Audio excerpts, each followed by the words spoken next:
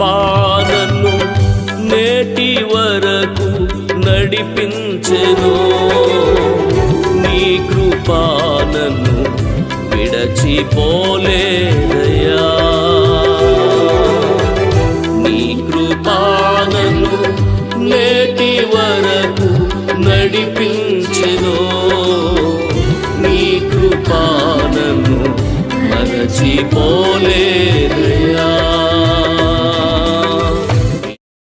మహాగణుడును మన రక్షకుడునైన మన ప్రభువైన యేసుక్రీస్తు వారి ప్రశస్తమైన నామంలో ప్రతి ఒక్కరికి మా హృదయపూర్వకమైన వందనాలు తెలియజేస్తూ ఉన్నాను.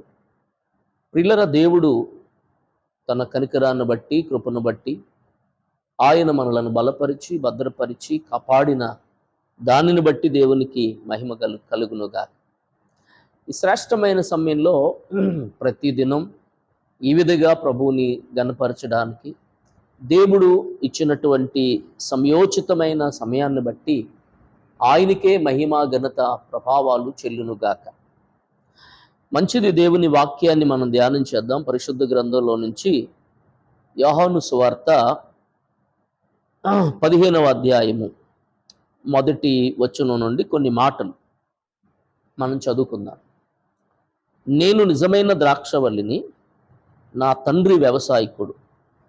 నాలో ఫలింపని ప్రతి తీగెను ఆయన తీసి పారవేయను.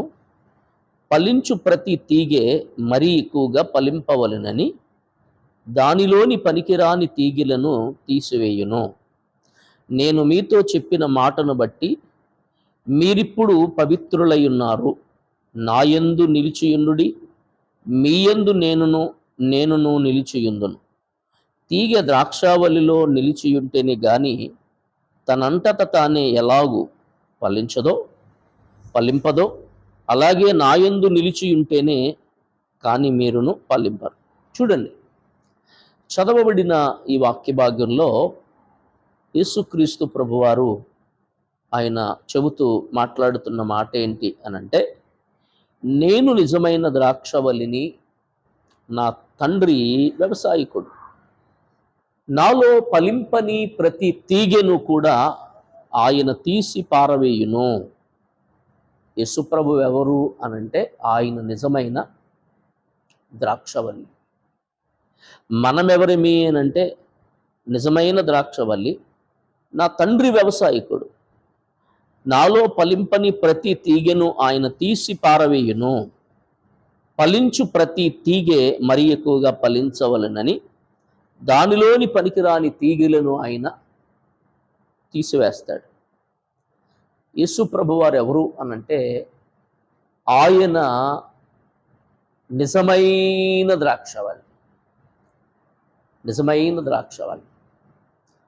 ద్రాక్షకున్న గుణమేంటి అనంటే న్యాయాధిపతుల గ్రంథంలో కనబడుతుంది. చెట్లన్నీ ఒకరోజు మీటింగ్ పెట్టుకున్నాయట. మీటింగ్ పెట్టుకుంటే చెట్లన్నీ కలిసి నువ్వు రాజుగా ఉండమని ఒక్కొక్క చెట్టు దగ్గరికి వెళ్ళి అడుగుతున్నాయి. అప్పుడు ద్రాక్ష చెట్టు కూడా వెళ్ళింది. ద్రాక్ష చెట్టు దగ్గరికి కూడా వెళ్ళినాయి. ద్రాక్ష చెట్టు నీ వచ్చి మమ్మల్ని ఏలుమని ద్రాక్ష చెట్టుతో అంటే అది అంటది కదా, నా ద్రాక్ష రసము వలన మనుషులు దేవుడు సంతోషపడుతున్నాడు. అలాంటి ద్రాక్షారసాన్ని ఇయ్యక నేను మాని చెట్ల మీద మీ మీద రాజుగా ఉండి అటు ఇటు ఊగుతానా అని మాట్లాడుతుంది. అంటే ద్రాక్షకున్న గుణమేంటి అనంటే మనుషులు దేవుడు సంతోషపడాలి. ఇప్పుడు యేసయ్య అన్న మాట ఏంటి? నేను నిజమైన ద్రాక్షవల్లిని, నా తండ్రి వ్యవసాయకుడు. మీరెవరు అనంటే నాలో ఫలింపని ప్రతి తీగ. అంటే మనం ఎవరిమేనంటే తీగలం. తీగ చెట్టుతో ఉంటే తప్ప అది ఫలించదు. అంటే యేసయ్యలో నువ్వు ఉండాలి, యేసయ్య నీడలో నువ్వు ఉండాలి, యేసయ్య కలిగినటువంటి మనసు నువ్వు కలిగి ఉండాలి. ఇక్కడ వాక్యం అంటుంది, నాలో ఫలింపని ప్రతి తీగను తీసి పడవేస్తాను. ఈ రోజున దేవునికి పనికొచ్చే వ్యక్తిగా ఉన్నావా? పనికొచ్చే పాత్రగా ఉన్నావా? లేక పనికి రాని వ్యక్తిగా నీవు ఉన్నావా అనేది ఆలోచించు. చూడండి, నేను మీతో చెప్పిన మాటలను బట్టి మీరిప్పుడు పవిత్రులై ఉన్నారు అని నా యందు నిలిచియుండుడి. మీ యందు నేను నిలిచియుందును. యేసయ్యలో ఎవరు నిలుస్తారో వాళ్ళలో యేసయ్య నిలుస్తాడు అని మాట్లాడుతూ, తీగ ద్రాక్షావల్లిలో నిలిచియుంటేనే గాని తనంతట తానే ఎలాగు ఫలింపదో. అంటే తీగె ద్రాక్షావల్లితో నిలిచుండాలి. ఈ రోజున యేసయ్యతో నువ్వు నిలిచుంటున్నావా?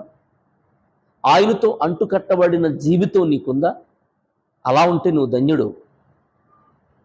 ఈ రోజున లోక సంబంధమైన ఆచారాల్లో నిమగ్నమైపోతున్నావు. దేవుని మాట వింటలేదు, దేవుడు చెప్పింది చేయట్లేదు. దేవుడు అనుకున్నది నీ జీవితంలో చేయాలనుకున్నది ఆయన చేయకపోవడానికి కారణం ఏంటంటే నువ్వే. అందుకే ఆయన అంటాడు, నా యందు నిలిచి ఉండండి, మీ యందు నేను నిలిచి ఉంటాను.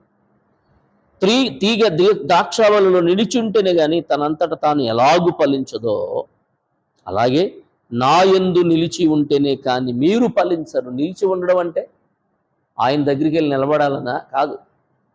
యేసయ్య రక్తము ద్వారా కడగబడిన నీవు, యేసయ్య రక్తము ద్వారా విమోచింపబడిన నీవు పవిత్రుడవు, పవిత్రురాలు, ధన్యురాలు. కాబట్టి ఆయన రక్తము చేత విమోచింపబడిన నీవు పవిత్రమైన జీవితాన్ని జీవించాలి. చూడండి, ద్రాక్షావల్లిని నేను, తీగలి మీరు. ఎవడు నా యందు నిలిచియుండునో నేను ఎవని యందు నిలిచియుండునో వాడు బహుగా ఫలించును. నాకు వేరుగా ఉండి మీరేమి చేసినా మీరేమీయూ చేయలేదు. చూడండి, ద్రాక్షావల్లిని నేను, తీగలు మీరు ఎవడైతే నా యందు నిలిచి ఉంటాడు నేను వాని యందు నిలిచి ఉంటాను. నాకు వేరుగా ఉండి మీరేం చేసినా పనవదో. యేసయ్యకు వేరైన కుటుంబం, యేసయ్యకు వేరైనటువంటి సంఘం, యేసయ్యకు వేరైనటువంటి జీవితం అవదు. కాబట్టి యేసయ్యకు దగ్గరగా నువ్వు ఉండాలి. యేసయ్య చెప్పినట్లుగా నీ బ్రతుకు ఉండాలి. ఆయన చెప్పినట్లుగా నీ జీవితం ఉండాలి. అలా ఉంటే దేవుడు నిన్ను ఆశీర్వదిస్తాడు. ఆమేన్. అలా ఉంటే నీ బ్రతుకులో ఆశీర్వాదం కలుగుద్ది. కాబట్టి అలా లేకుండా నేను కూడా భక్తుడిని, నేను కూడా భక్తి పొర్రాలని అనుకుని నీ భక్తిని వేషం వేసుకుని ఆ ఆచార సంబంధమైన జీవితాన్ని జీవిస్తే దేవుడు గెటౌట్ అంటాడు. కాబట్టి ఆయన ఎవరు అని అంటే నిజమైన ద్రాక్షవల్లి, ప్రేమ గలవాడు ఆయన, చాలి గలవాడు ఆయన, దయ చూపించేవాడు ఆయన, కరుణ చూపించే దేవుడు ఆయన. కాబట్టి దేవుని వాక్యం ఇన్న నీ బ్రతుకులో ఆయన యందు నిలిచి ఉండు. చూడండి, ఎవడైనా నా యందు నిలిచి ఉండని ఎడల వాడు తీగ వలె బయట పారవేయబడి ఎండిపోవును. మనుషులు అట్టి వాటిని పోగు చేసి అగ్నిలో పారవేస్తారు. అంటే ఎవడైనా నా యందు నిలిచి లేకపోతే ఆ తీగ ఏమవుతుంది? ఎండిపోద్ది. అప్పుడు ఏం చేస్తారు మనుషులు? దాన్ని పోగు చేసి అగ్నిలో పడేస్తారు, కాల్చేస్తారు అన్నమాట చెత్తని. కాబట్టి నువ్వు ఎలా ఉన్నావు? కాల్చబడే స్థితిలో ఉన్నావా? అనేకులకు వెలిగిచ్చే స్థితిలో ఉన్నావా? నీ జీవితం ఎలా ఉంది? ఒకసారి ఆలోచించే. నీ బ్రతుకు ఎలా ఉంది? ఒకసారి ఆలోచించే. నీ జీవితాన్ని ఉద్ధరించడానికి వచ్చాడు యేసయ్య. ఆయన రక్తము చేత విమోచింపబడ్డావు. ఆయన పవిత్రమైన రక్తము ద్వారా నీ బ్రతుకులో కార్యం జరిగింది. అలాంటిది వదిలిపెట్టి లోకానుసారమైన మనసు కలిగి, లోకానుసారమైన జీవితాన్ని కలిగి, నీ ఇచ్చలు విడి జీవితానికి అలవాటు పడి బ్రతకావంటే ఆయన ఏ కార్యము నీ బ్రతుకులో చేయడు.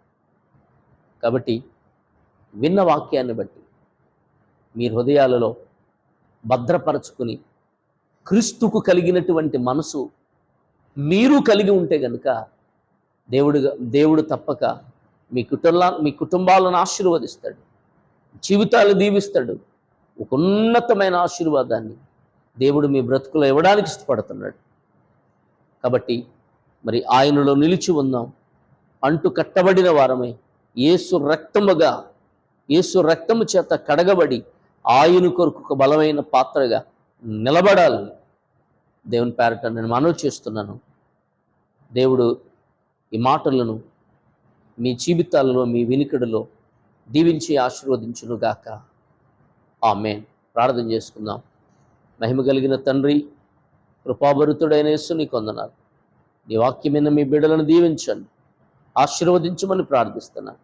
దేవా, వారి జీవితం నీవిచ్చినది కనుక నీ కొరకు బిడ్డలు బ్రతుకున్నట్లుగా తండ్రి, బిడ్డల జీవితాలలో ఉన్నతమైన ఆశీర్వాదం కలిగిన వారై అంటు కట్టబడిన స్థితికి బిడ్డలు వెళ్ళినట్లుగా చేయమని మహిమ, ఘనత, ప్రభావాలు మీరే పొందుకోమని యేసు నామములో అడుగుచున్నాం తండ్రి. ఆమేన్. ఆమేన్.